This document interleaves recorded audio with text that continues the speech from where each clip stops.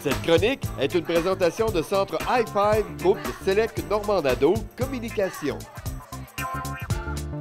On est de retour dans Action Magazine et si vous êtes de ceux qui trouvaient que votre conjoint ou conjointe écoute la télé trop fort, eh bien, j'ai peut-être une solution pour vous. En fait, Benoît Carrier-Clich, bonjour. Salut Sylvain. Aujourd'hui, tu nous parles d'écouteurs sans fil. Oui, je vous parle d'écouteurs sans fil parce que c'est un marché qui, depuis les 20 dernières années, est quand même très populaire. Seulement, c'est qu'on ne fait pas beaucoup de promotion par rapport à ça, mais seulement c'est que des qualités, il y a des performances par rapport au casque d'écoute. OK. Puis comment on fait pour choisir le bon casque d'écoute? C'est sûr que ça va dépendre toujours des équipements qu'on a à la maison, toujours aussi dépendant le confort, parce que souvent, une paire d'écouteurs, ça ne s'achète pas par téléphone. Ça s'essaye, puis il faut les entendre, puis il faut les porter. Souvent, c'est par ça qu'on va déterminer certains écouteurs qu'on va avoir pour un client ou pour un autre client. Bien, c'est quoi? Question d'hygiène, là. On sait que les écouteurs, habituellement, ne sont pas remboursables ou retournables. C'est important de bien les essayer en magasin. Oui, effectivement, parce que c'est sûr que si ça fait quelques mois qu'on a ça à la maison puis qu'on n'est pas satisfait du produit, c'est difficile pour nous côté hygiène, comme tu le mentionnes. Mais seulement, c'est avec les produits Sennheiser, on a une grande variété. J'ai juste apporté 3 produits, mais il y a à peu près 7 ou 8 produits sur le marché dans les écouteurs sans fil.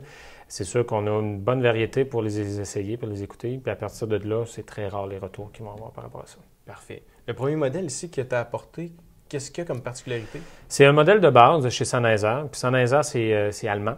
C'est une des plus grandes forces du marché dans le côté des écouteurs sans fil. C'est pour ça que j'ai apporté ces modèles-là. J'ai 3 modèles. Le modèle de base qu'il va avoir, c'est un modèle rechargeable conventionnel avec des piles 3A. C'est un modèle analogique standard au prix de 149, un modèle qui va avec des contrôles manuels, ce qui fait que le contrôle de volume manuel, un contrôle de ce qu'on appelle de synchronisation avec la base et l'écouteur manuel.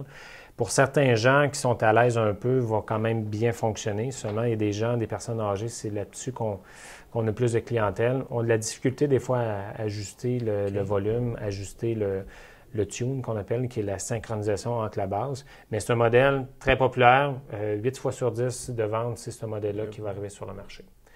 J'ai un autre modèle que j'ai apporté dans le milieu qui est ici. C'est un modèle un petit peu plus dispendieux. Il va se vendre 299. C'est un modèle qui va avoir ce qu'on appelle un haut-parleur ouvert. Qu'est-ce que je dis par rapport à ouvert ou fermé? Le modèle de base que je vous présentais, c'est un modèle qu'on va avoir avec un haut-parleur qui est plat. Okay. Comparativement à celui-là, c'est un modèle qui va être ouvert, que l'oreille va rentrer à l'intérieur de la cavité. Ce qui fait que vous allez avoir une meilleure sonorité, un meilleur confort surtout, puis aussi une isolation extérieure des bruits ambiants. C'est sûr que si vous écoutez la télévision 3-4 heures par soir, un modèle de base va vous faire chauffer l'oreille parce qu'il y a une pression qui s'exerce sur l'oreille et non autour de l'oreille versus ce modèle-là. C'est un des gros avantages qu'il va avoir. Et aussi, c'est un modèle qui est portatif.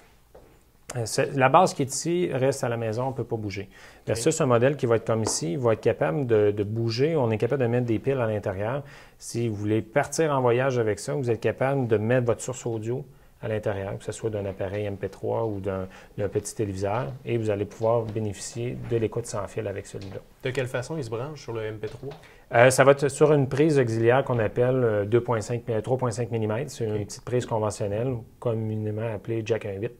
Celui-là va avoir vraiment cette entrée-là que vous branchez votre appareil. La diffusion part de la base et le récepteur qui est l'écouteur va recevoir le signal.